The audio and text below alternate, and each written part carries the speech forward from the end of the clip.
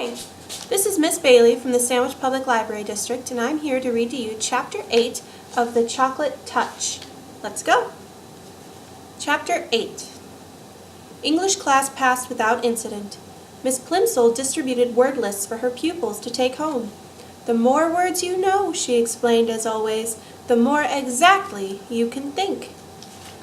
There were some difficult new words John noticed: avarice, indigestion, acidity, unhealthiness, moderation, digestibility. As Miss Plimsoll explained the meaning of each one, it seemed to John as though they all had a special bearing on his present uncomfortable condition. At last the bell rang. "Very well, class," Miss Plimsoll said. "Time for outside activities. Good afternoon." "Good afternoon, Miss Plimsoll." Miss Plimsoll gave the signal for dismissal, and the pupils in the front row filed out, followed by those in the second row, including John and Susan. Susan played a violin in the school orchestra, and usually she and John went to the rehearsals in the auditorium together. This time Susan hurried on ahead of him. John followed very slowly.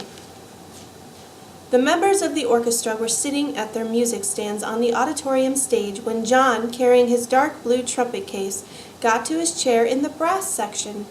Mrs. Quaver had already begun to explain a difficult passage to the girl who played the flute. "Just after Jay sings, 'Nestlings chirp and flee,'" she was saying, "you come in with your trill, doodle-oodle-oodle-oo. Do you see the place on your score? Good." "Ah, John," Mrs. Quaver exclaimed, seeing him in his place, "I'm glad you're not absent. As I have just told the others, this afternoon we're having the first joint rehearsal of an arrangement of A Boy's Song by James Hogg.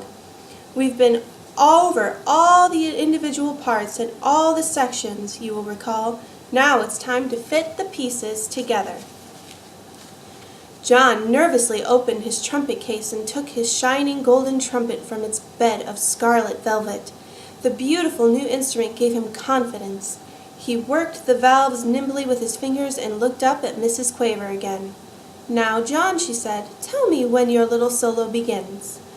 "Right after the end of the second verse," John promptly replied. He had practiced his part every evening in the basement at home for the last 2 weeks. He knew every note perfectly. After the line, "That's the way for Billy and me." "Good," Mrs. Quaver said. "And don't forget what I told you, John. This is a happy song. I want you to play ta-ta, ta-ta, ta-ta-ta, ta, simply repeating the rhythm of the voice. And I want you to be light and lively. This is supposed to be the song of a boy who loves romping in the country." Ta-ta, ta-ta, ta-ta-ta, ta, John thought. This shouldn't be too difficult, even with the whole orchestra listening to him. He had played it over and over again at home, but he would have to try extra hard here. This was to be his first solo. Everyone else was depending on him to play it properly. "Right," said Mrs. Quaver brightly. With her baton, she rapped twice sharply on the music stand before her. All the musicians brought their instruments into playing position. Susan poised her bow over the strings of her violin.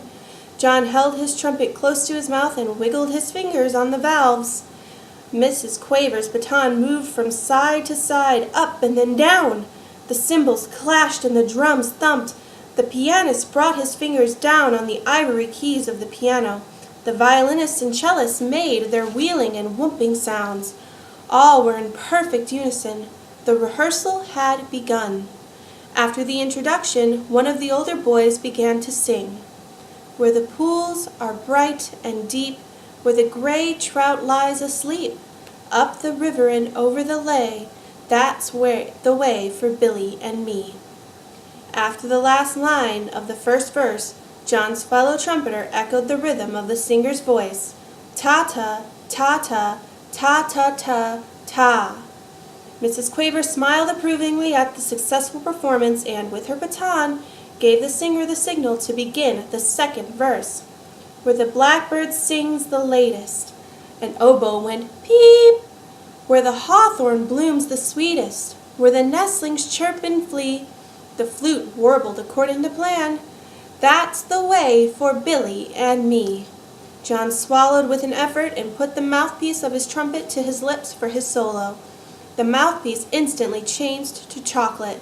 Then, almost as fast, the chocolate spread along the instrument, changing all the flashing gold into dull brown.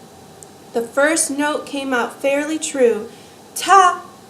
But chocolate trumpets cannot withstand much pressure.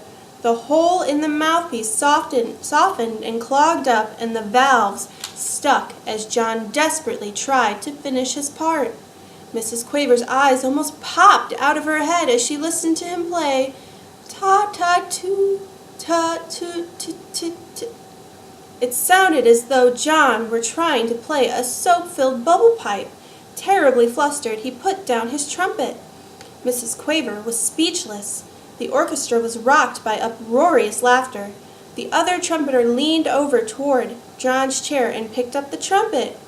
"It's a chocolate trumpet!" he shouted. No wonder it sounded like that. John Midas was trying to play a chocolate. John didn't wait to hear any more. He fled from the stage and out to the playground. Without stopping even to look around, he ran through the stone gateway and homeward.